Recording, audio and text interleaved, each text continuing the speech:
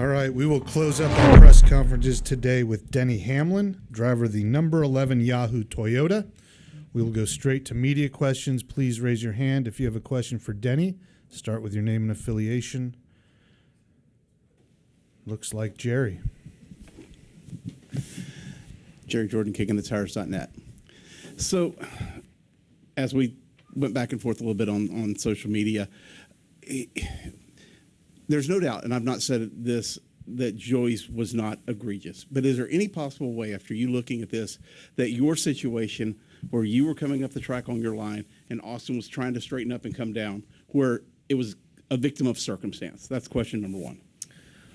No, because Austin made a left-hand turn to avoid, after he made contact with the 22, he made a left turn to correct his course, straightened his course, then turned left again. So there were two, if you can read the graph, there's a big left, straight, big left again. When you're in... Trust me, I do this for a living. I know, I understand, but I don't, but that's why I'm asking the question. Copy. If you're in front, you think he's trying to door you, or is there enough time in 350 feet? In 350 feet is what I think we're he's talking just about. trying to make contact. I can't see him because I have a big right side headrest, right? So, but I know he's kind of coming down. But he's able to see me because of the visibility of you have a window net there, so you can see when a car is passing you. And I think more than likely when he's getting told to come down, he's doing what he's told, and then when he sees me, he's trying to make contact. But at that point, I'd nearly had him cleared. So, the right rear is just the vulnerable spot that puts you in a bad wreck situation. And obviously, you've talked about it on your podcast and things of that nature. You like to look at the whole totality of the circumstances. In this situation, the system puts this on the table for a driver to be able to do this in order, because you've got to make the playoffs.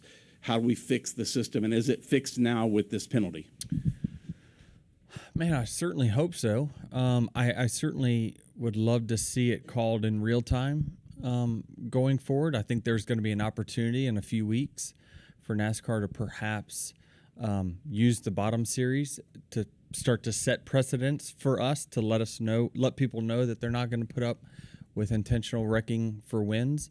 I think that there's some incidences that have happened in the past that probably, if this is a new precedent, it could fall under those. I think, for instance, when I spun out Chase Elliott 2017, I would deem that as, while I know I didn't intentionally wreck him, I tried to move him out of the way, I intentionally made contact with him. So the result does matter.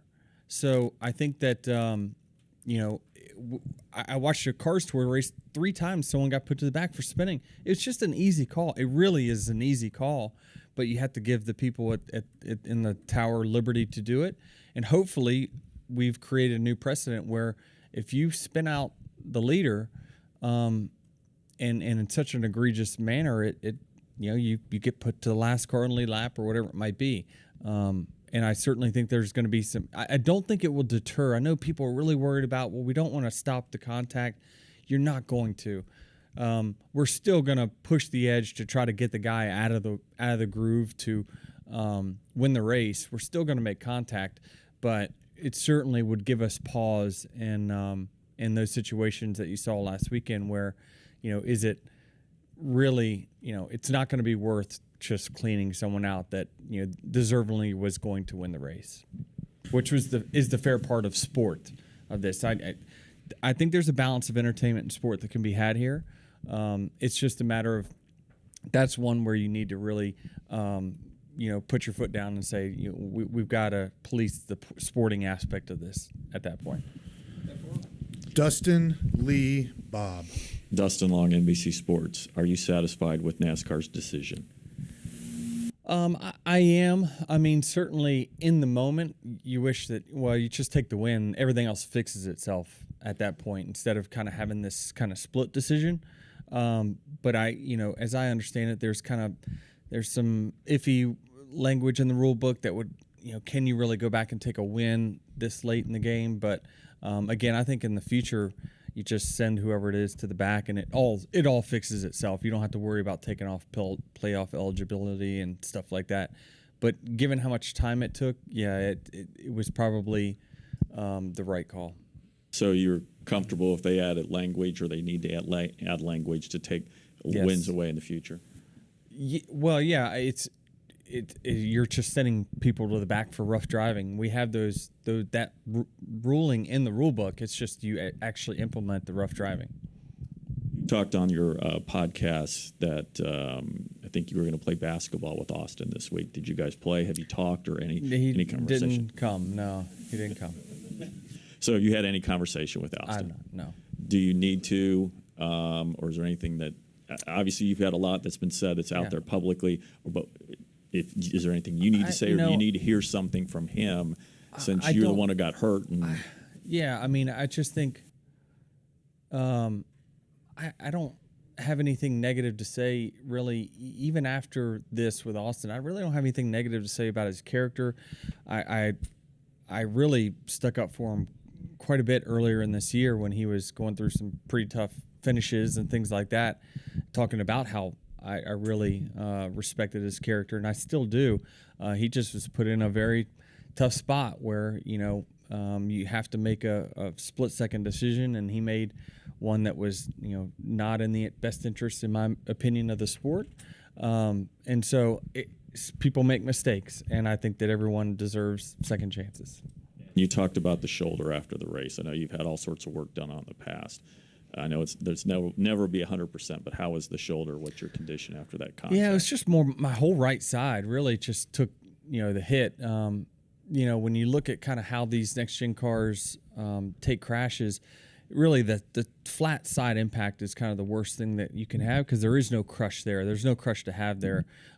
Actually would have been better off to nose it head on or back it in, because we have the softer bumpers and whatnot now. So it just happened to work out to where that total flat right side, it was very similar in how it felt to the Daytona rain crash, where I was in the lead, tank slapped it and hit it flat on the right side, and it hurt my right side in that one as well. So it was just a really weird circumstance, and honestly, just going 100 miles an hour still can result in a really hard hit.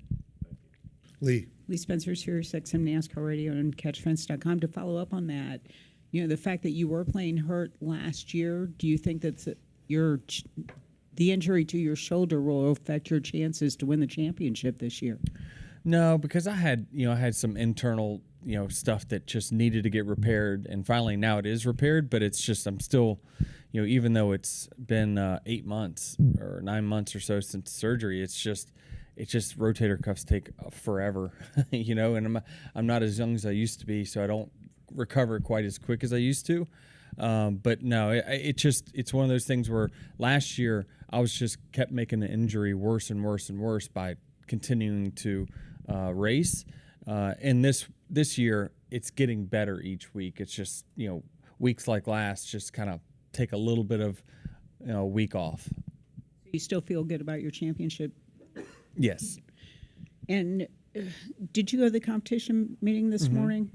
And was the situation discussed? And no, okay. Ran out of time. Okay, and the next short track will be at, I believe, is Bristol, and it's a cutoff race. What do you think about Bristol being a cutoff race, and is there the potential there for something similar to happen?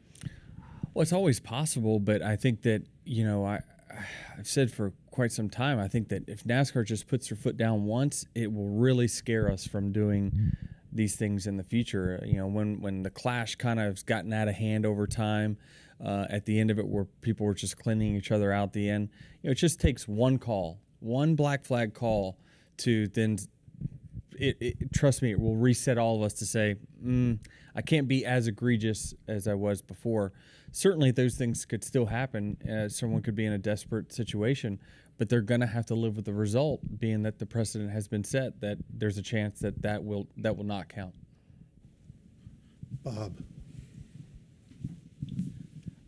Bob Hockris, Fox Sports. Do you know where the line is? Is it any more defined? I mean, I think that, yeah, I mean, I feel like I saw something that I'd never seen before last week, and we saw an unprecedented penalty for it. So when you see something unprecedented, you sometimes have to respond in an unprecedented manner. I believe so. I think that hard racing is still okay. I think if two cars are battling side by side and one of them hits the wall because of the close racing, I think that that's going to be deemed okay. I think if you come from a long ways back, you were not going to win the race until you decided to wreck someone. I think that is a clear line in the sand, but sometimes balls and strikes are not totally clear. Sometimes there's one around the edge and you have to call it, but it's up to us to make the decision. Do we want to put ourselves in that gray area where it could be called one way or another? So I think that you just have to live with the result. I think if NASCAR polices intentional wrecks for the win going forward, there's going to be some close calls, but you put yourself in that spot, so you're going to have to live with the result and the call and the ruling on it. All right, we only have time for one more. We're going to end with Steve right here. Steve Schweitzer with the Lasco Press. Denny, a lot of things happened in a real short period of time there last week, and it's always easy to second guess. But looking at the replays, if NASCAR had flipped the switch on the caution light when Joey hit the wall, you likely would have been the winner. Did you have any discussions with NASCAR about that scenario? No, I mean, we talked about it a little bit today. They're going to try to get us to the finish line as much as they can in a safe manner. Yeah, I mean, it certainly, if it happened right when Joey hit the wall, certainly, yeah, we would have been ahead. I don't know that it would have changed, what happened with the three. I think maybe you still was going to be in a, kind of a erratic situation. But I don't know. They're always going to try to get us to the finish line, and probably what they deemed is that the 22 was up out of the groove and not an immediate threat. And we were so close to the finish line that they were going to try to let it go as long as they did. But at least in my mind, they did throw the caution on the secondary when I hit the wall at a heavy rate. They threw the caution really kind of right when I hit it. So, they didn't just let it go all the way to the finish line, which was good. Awesome. Thank you very much for your thank time, you. Denny. Good luck this weekend.